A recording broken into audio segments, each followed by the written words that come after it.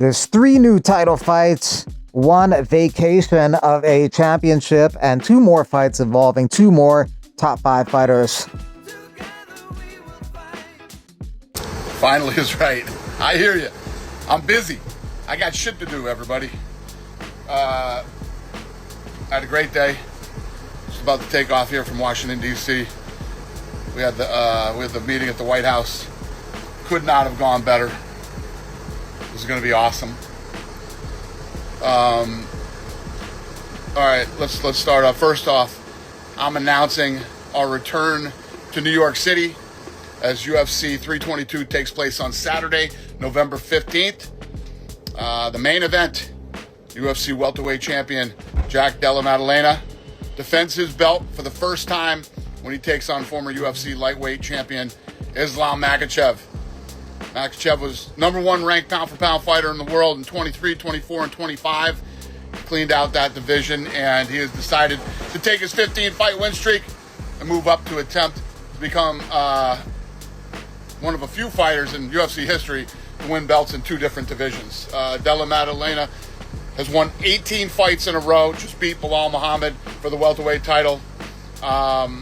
This is literally the definition of a super fight. So that's the main event. Champion versus champion, Madison Square Garden. UFC strawweight champion Weili Zhang has accomplished all there is to accomplish at 115 pounds. So she's now going to vacate her title and move up and challenge Valentina Shevchenko for the flyweight championship in the co-main event of UFC 322. Number 1 pound for pound versus number 2 pound for pound. Talk about another super fight.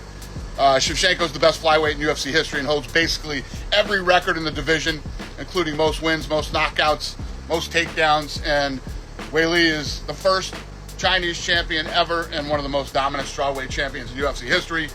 She's finished 19 of her 26 wins and now looks to become just the second woman to win a UFC belt in 2 different divisions by taking on Shevchenko. So, UFC 322, 2 super fights, November 15th in New York City, Madison Square Garden. Also on the card of UFC 322, former champion Leon Edwards returns to take on everybody's favorite, number 9 ranked Carlos Pradas. Carlos is an absolute fucking beast.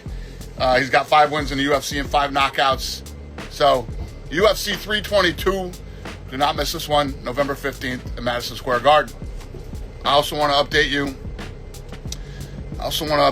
on 321 in Abu Dhabi on October 25th, which will be headlined by the undisputed UFC heavyweight championship between Tom Aspinall and Cyril Gane. I have another championship fight for you. As I mentioned just a second ago, Weili Zhang is vacating her title. So there will be a new UFC strawweight champion in Abu Dhabi as number 1 ranked contender.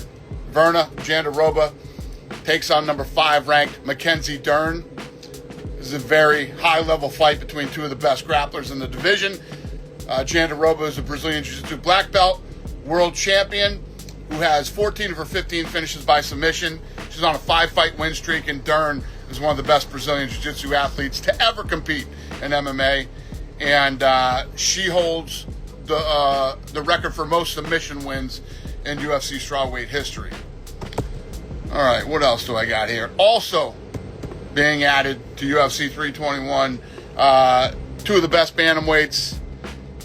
Number 2 ranked Umar Nurmagomedov takes on Mario Batista, who is ranked number 8. He's been grinding his way up in the rankings, and it's going to be a fun one too.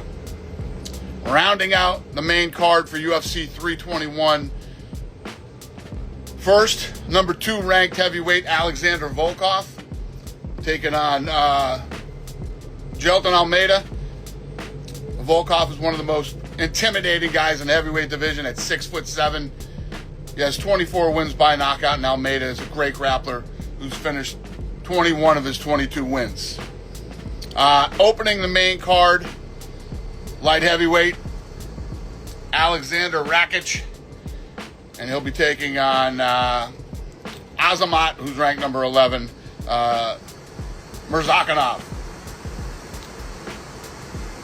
What else do I got for you? That's UFC 321's main card. Every fighter on this card is ranked. Everybody competing is ranked.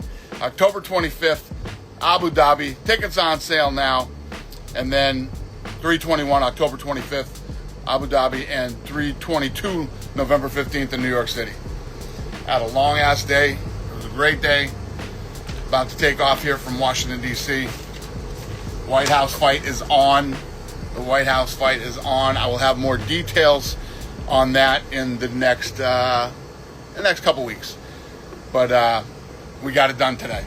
On Rampage Jackson criticizing MMA guru, Strickland's mindset where anything negative you say about a black person instantly labeled as racism. Raja acted completely out of control like an animal. That's just the truth, plain and simple. Playing the race card to deflect from your son trying to kill someone is crazy. Guru's pretty racist, but he's not wrong about Raja deserving punishment of some kind. MMA Guru has a history of saying racist things, and so does the MMA community. People are in denial or they don't care. I've heard Guru say questionable things, but he was alright on this one. Sometimes it's not exactly what you say, but how you say it. He was definitely saying it without saying it. MMA Guru, blatant racist. Raja should be in jail for his actions. That's an accurate take here if you're tethered to reality. I think two things can be true. One, you can feel what Raja did was completely wrong and be outraged about it. Also, you don't have to use racial undertones or blatant racist ideas and rhetoric to chastise him. That's Baby Hawk, who's fighting next at Ultimate Battlegrounds 26 in Fayetteville, North Carolina on September 6th. MMA Guru and Rampage Jackson got a beef. I called an attempted murderer a dumb animal and Rampage calls me a racist for it. It's 2025. Yes, it's 2025. Focus on the attempted murderer of son you've got, a failure of a dad, and not names. I call him. Your own victim mindset is probably what made your son bullyable by teenagers. Your son is going through a situation where he might get jailed for decades and you're bowling with Huas, talking about it on stream. Failure as a father. Say what you want about me, twist my words all you want. Hopefully none of your kids F up bad enough to have people judge your parenting. When all's said and done, when justice takes place, no matter what happens, I'll still be a parent that loves all his kids. I'm allowed to complain about racism. 2 human beings were involved in this incident, but hey, it's the internet. Be yourself. Psycho Stu seems to be doing better. Regain consciousness. Rob Font versus Raul Rosas Jr. on September 13. Noche UFC is off. Rosas Jr. is out with an injury, so they got to find a new fight for Rob Font on that card. It would have been a chance for Rosas to break in the top 10 if he could have won, but he'll have to wait for that opportunity. Bryan Battle will be fighting in Dirty Boxing on Friday. People were wondering if he's going to make weight, and he did. He made 186 pounds for this middleweight contest. His opponent is 3-9, so Battle should definitely win that fight. His opponent is 1-7 in his last 8. Bryan Battle is 1-3 trying to make weight in his last 3 fights. Battle's a minus 700 favorite for this one. Another mismatch is minus 600 favorite. Hector Lombard against Cannon. Austin Bashi versus Jamal Emmers, November 8th at the UFC Apex in Vegas. Austin Bashi, a 14-1 prospect, young prospect in the featherweight division. Jamal Emmers has a lot of experience. Early in his UFC career, he was winning more by decision, but lately he's become more of a knockout artist. His last 2 victories were first-round KOs. However, his last loss was also a first-round KO. Sean Strickland would like to fight in December. Vegas, get me on that card. My suspension will be up in November.